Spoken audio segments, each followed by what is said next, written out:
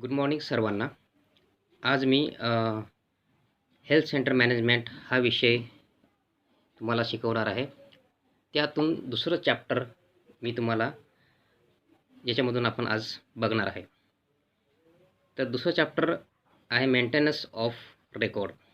Maintenance of record. Every institutions keep some kind of record include hospitals and health centers.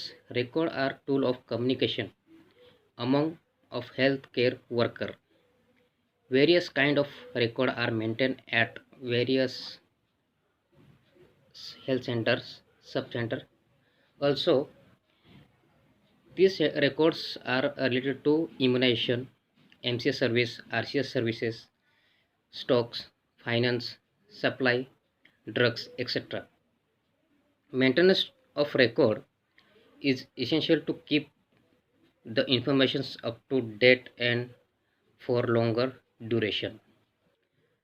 प्रत्येक हॉस्पिटल्समध्ये किंवा संस्थांमध्ये वेगवेगळ्या प्रकारचा रेकॉर्ड ठेवला जात असतो. तर याच्यामध्ये रेकॉर्ड्स असे रेकॉर्ड्स असतात की ते परमनंटली आपल्याला त्या गोष्टी करायच्या असतात. Record are tool of communications among of health care worker. Record हा हेल्थ वर्करशी एक संवाद साधायचा एक साधन प्रकारचं आहे.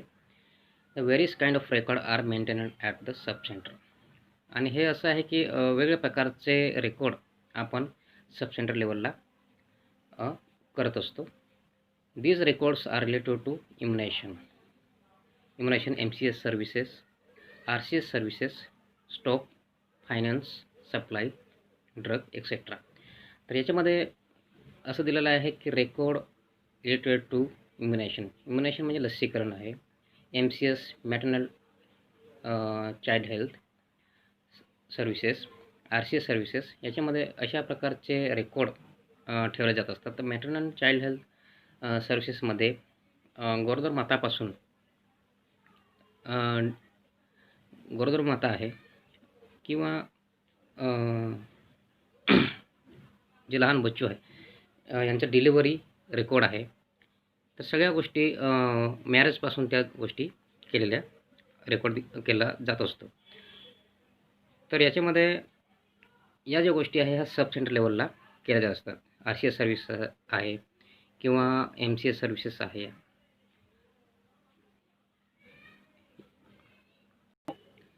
सब सेंटर लेवलला की त्याच्यामध्ये अजून असे आहे की स्टॉक फायनान्स म्हणजे स्टॉक म्हणजे काय, एखादी वस्तू स्टॉकमध्ये किती आहे, किती मागवायचं आहे, त्याच्यामध्ये असणारे हे ड्रग्स आहे, लागणारे इन्स्ट्रुमेंट्स आहे, या सगळ्या गोष्टी स्टॉकमध्ये किती आहे त्या सगळ्या गोष्टी बघत असतो. त्याचा रेकॉर्ड मेंटेन ठेवला जात असतो.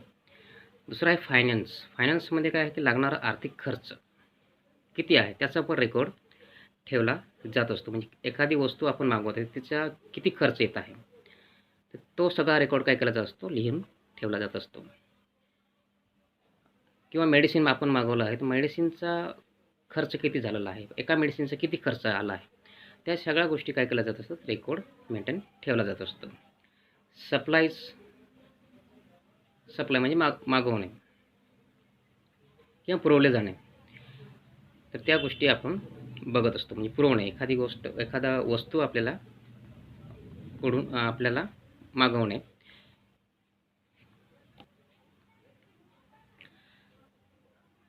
आणि हा जो रेकॉर्ड आहे हा अप टू डेट मेंटेन करायचा आहे. Maintenance of record essential to keep the informations up to date आणि फॉर लॉंगर ड्युरेशन म्हणजे जास्त काळापर्यंत किंवा परमनंट आपण बोलू शकतो त्याला. तर हे जे रेकॉर्ड आहे हे जे मेंटेनन्स ऑफ रेकॉर्ड हा प्रत्येक इन्स्टिट्यूशन लेवलला केल्या जात असतात आणि ते वेगवेगळ्या प्रकारचे आहे. आपण ते पुढे बघणारच आहोत. तर याच्यामध्ये दुसरं असं आहे की maintenance of supplies, maintenance of indent, maintenance of drugs, maintenance of stock. तर याच्यामध्ये पुढे हे असं आहे की मेंटेनन्स ऑफ सप्लाईज म्हणजे त्याचं जो पुरवठा आहे तो कसा होत आहे तो आपल्याला मेंटेन करायचा आहे, बघायचा आहे. मेंटेनन्स ऑफ ड्रग्समध्ये बघायचं आहे की ड्रग्सची स्टॉक किती आहे ते आपल्याला बघायचं आहे, की किती शिल्लक आहे, किती बाकी आहे ते बघायचं आहे. दुसरा आहे इक्विपमेंट. इक्विपमेंट म्हणजे मेंटेनन्स ऑफ इक्विपमेंट. इक्विपमेंट म्हणजे काय, साधने, जे लागणारी साधन सामुग्री आहे ते पण आपल्याला मेंटेनन्स बघायचं आहे. आणि स्टॉक म्हणजे अवेलेबिलिटी, जे अवेलेबल वस्तू आहे इन स्टॉकमध्ये किती आहे ते आपल्याला बघायचं आहे. इंडेंटिंग. इंडेंटिंग म्हणजे काय, एखादी वस्तू मागवणे, जी लागणारी वस्तू आहे, ड्रग्स आहे, जे पण मटेरियल आहे हॉस्पिटलसाठी लागणारं ते मागवणे, त्याला आपण इंडेंटिंग असं बोलतो. तर याच्यामध्ये असं आहे की maintenance of supplies, drugs, equipment, stock, indenting, याच्यामध्ये प्रत्येक हेल्थ वर्करचं काम आहे की ते कशा प्रकारे मेंटेन ठेवायचं. तर each health worker should maintain supply of drug and essential to sub centre. तर सब सेंटरमध्ये आपण जेव्हा काम करत असतो तर या गोष्टी हेल्थ वर्करने बघणे गरजेचं आहे किंवा हे मेंटेन ठेवणे कंपल्सरी आहे.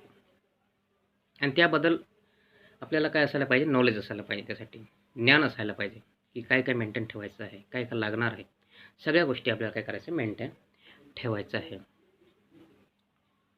म्हणजे they should have knowledge of about that.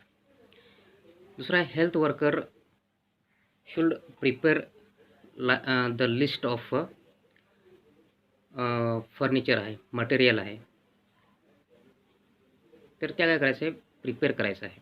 कशाची लिस्ट बनवायची आहे, जे पण इक्विपमेंट लागणार आहे त्या साधनांची तुम्हाला काय करायचं आहे, एक लिस्ट बनवायची आहे. तर त्याच्यामध्ये आता हेल्थ सेंटरमध्ये आपण बघितलं तर काही वस्तू असणार आहे, फर्निचर एखादी बघू, किंवा लिनन आहे, मॅट्रेस आहे, पिलोज आहे. तर त्यासाठी आपल्याला किती लागणार आहे त्याचं मेंटेनन्स आपल्याला लिस्ट, आपल्याला चेकलिस्ट बनवायची आहे की किती पिलो लागणार आहे, किती मॅट्रेस, किती लिनन लागणार आहे, बेडशीट किती लागणार आहे. या सगळ्या गोष्टी काय करायचं आहे, आपल्याला रेकॉर्ड लिस्ट बनवायची आहे. ही कोणाची जबाबदारी आहे, ही हेल्थ वर्करची जबाबदारी आहे. दुसरं आहे की त्याच्यामध्ये रेकॉर्ड मेंटेन ठेवायचं आहे की एनी ब्रोकन इन्स्ट्रुमेंट्स किंवा नॉन फंक्शनिंग जे इन्स्ट्रुमेंट आहे त्यांना काय करायचं आहे, आपल्याला रेकॉर्ड करायचं आहे आणि लगेच जो हायर अथॉरिटी आहे त्यांना आपल्याला सबमिट करायचं आहे. Any broken or non functioning should be immediately inform to higher authority.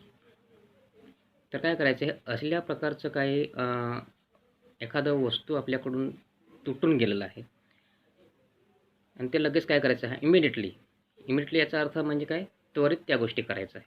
असं नाही की आज करायचं आहे उद्या करणार, तर तसं नाही करायचं आहे. तर काय करायचं, लगेच त्या गोष्टी आपल्याला तिकडे हायर अथॉरिटीमध्ये कोण असणार आहे, एक तर सिस्टर इंचार्ज असणार आहे, जे पण वॉर्डच्या मेन ऑथराईज पर्सन आहे, जे मेंटेनन्स बघत आहे, त्या व्यक्तींना लगेच ते इन्फॉर्म करायचं आहे. मग कोणत्याही प्रकारचं इन्स्ट्रुमेंट तुमच्याकडून ब्रोकन झालं आहे, तुटलं असेल, तर लगेच ते गोष्टी इन्फॉर्म करायचं आहे.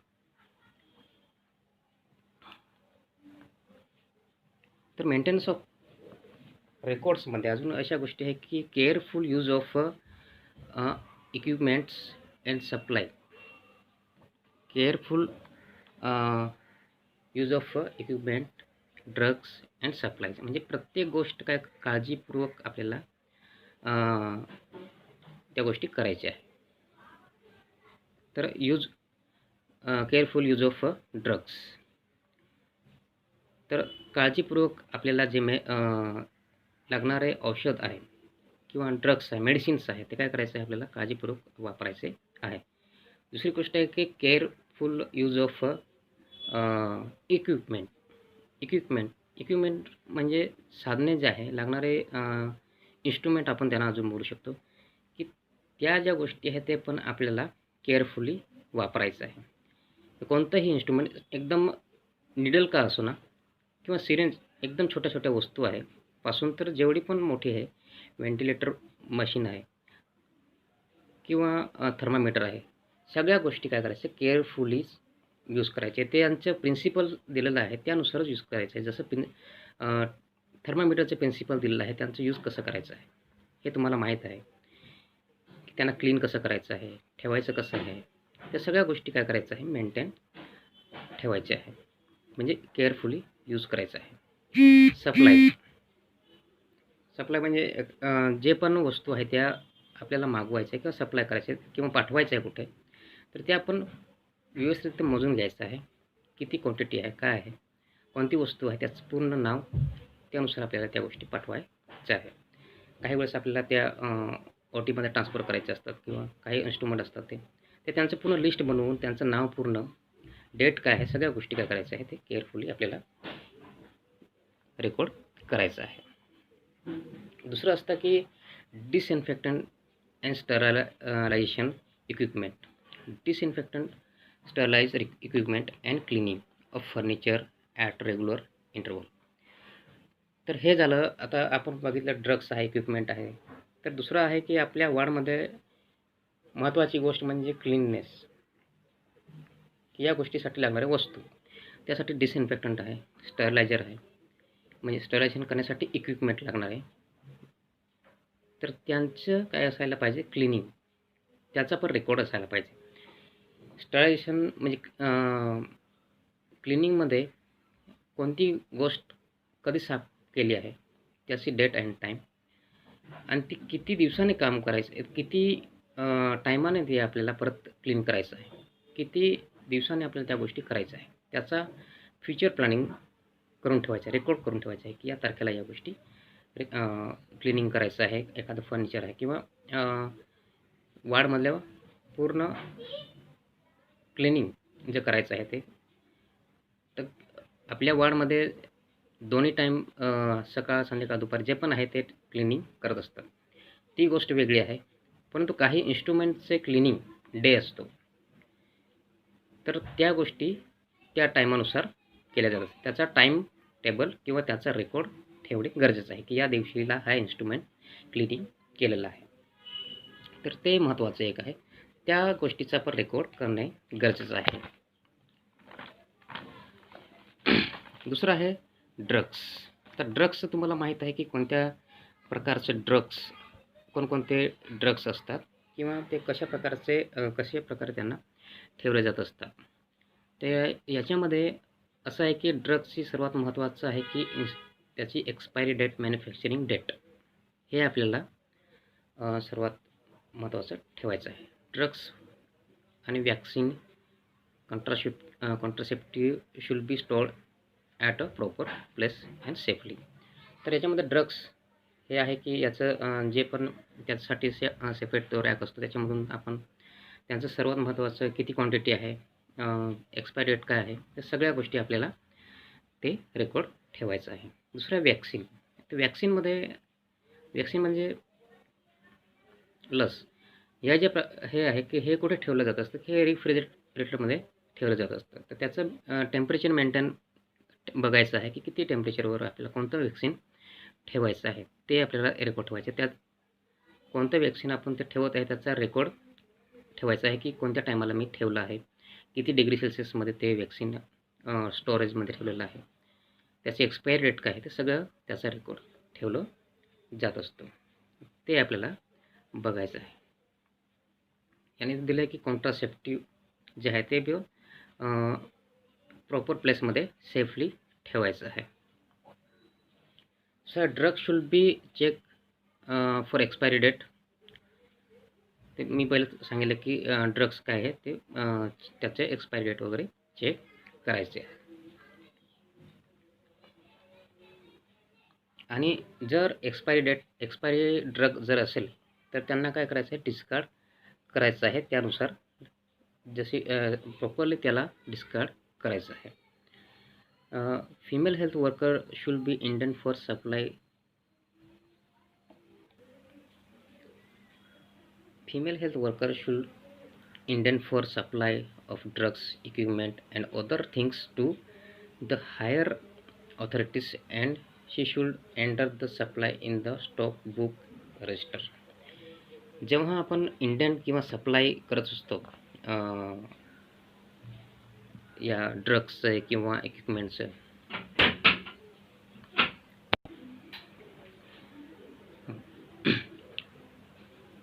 female health workers should indent for supply of drugs, equipment and other things to the higher authorities and she should enter the supply in the stock books and register. जेव्हा आपल्याला इंडेंट करायचं मागवायचं आहे तर ते कुठे सेंड करायचं आहे की एखादी वस्तू मागायची, ड्रग्स मागवायचं आहे किंवा एखादं इक्विपमेंट मागायचं आहे तर ते किंवा एखादी गोष्ट मागवायची आहे तर काय करणार की हायर ऑथॉरिटीला ते गोष्टी सेंड करणार आणि ते सगळ्या रेकॉर्ड आहे किंवा तो जो स्टॉक बुक असेल किंवा रजिस्टर असेल त्याच्यामध्ये ते सगळं मेन्शन होईल आणि त्यानुसार ते मागवलं जाणार. दुसरं आहे की calculation of indent as per as population requirement.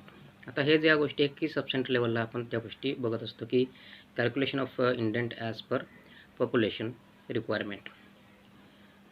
तर हेच आहे की an indent is list specific number of items and their need.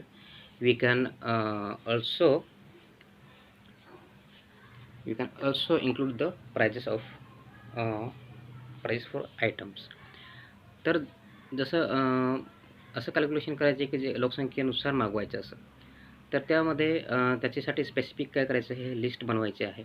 त्याचं जी पण रिक्वायरमेंट आहे त्याची जी गरज आहे त्यानुसार आपल्याला ते मागवायचं आहे आणि त्याची लिस्ट बनवायची आहे. तर त्याचे प्राइजेस पण आपण जर शक्य असेल तर आपल्याला प्राइजेस माहिती असते तर प्राइजेस पण त्याच्यावर आपण लिहू शकतो. Indenting is essential and should be prepared by health worker. आणि इंडेंटिंग करणे म्हणजे हे नेसेसरी आहे की जे हेल्थ वर्कर आहे त्यांनी कंपल्सरी या गोष्टी करायच्याच आहे आणि ते हेल्थ वर्करच करू शकतो. तर त्याच्यामध्ये त्यांनी ते हेल्थ वर्करने त्या गोष्टी बनवून द्यायचं आहे किंवा लिस्ट वगैरे बनवून द्यायची आहे. List of the items can be classified as पर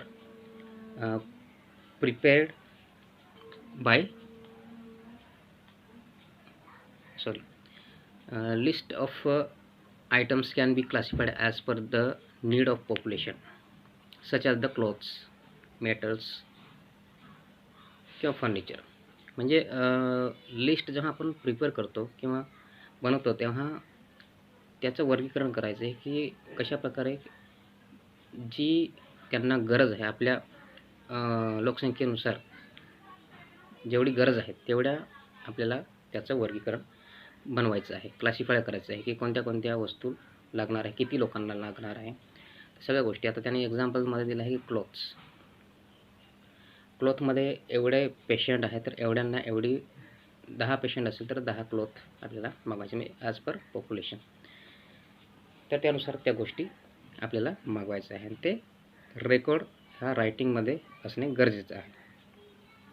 दुसरं आहे की calculation of item is necessary when it is broken or lost.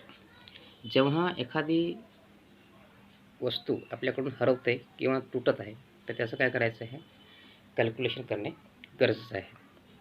Hence indent should be checked for at regular interval of known that current status of supplies in stock. तर दुसरं असं आहे की hence indent should be checked at the regular interval known the current status of the supply in stock. तर याच्यामध्ये असं आहे की प्रत्येक वेळेस आपल्याला जे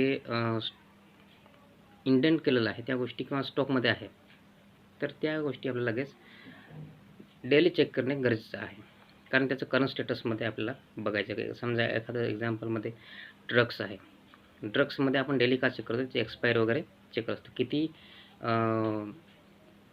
आपण यूज केलेलं आहे, क्वांटिटी किती आहे ड्रग्सची आज किती यूज केलेलं आहे, उद्या किती यूज झालेलं आहे, तर त्याचं क्वांटिटी आपल्याला ते रेकॉर्ड किंवा आपल्याला चेक कॅल्क्युलेशन करायचं आहे.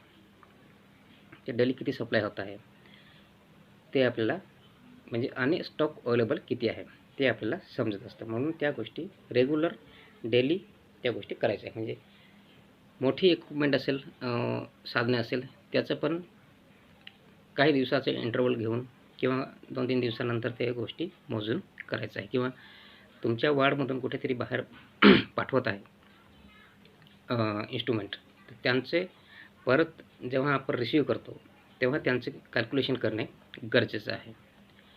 तर हे आपण बघत आहे की मेंटेनन्स ऑफ रेकॉर्ड, ते वेगळ्या प्रकारचं हे मेंटेनन्स ऑफ रेकॉर्ड आपण बघितला. तर पुढचा टॉपिक आपण नेक्स्ट लेक्चरमध्ये बघू. थँक्यू.